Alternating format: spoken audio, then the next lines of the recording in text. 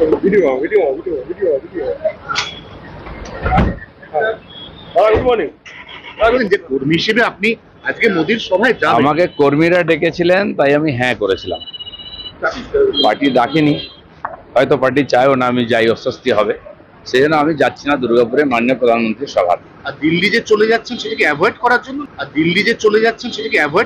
না কোনো কাজ আছে? দিল্লিতে বিশেষ কাজে যাচ্ছি, পার্টিরই কাজে যাচ্ছি। এটা কি বিজেপি পার্টির কাজ? পার্টির কাজে যাচ্ছি।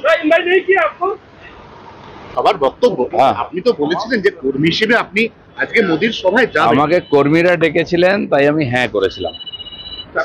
পার্টি ডাকেনি, হয়তো পার্টি চায়ও না আমি যাই, অস্বস্তি হবে, সেই জন্য আমি যাচ্ছি না দুর্গাপুরে মাননীয় প্রধানমন্ত্রীর সভা।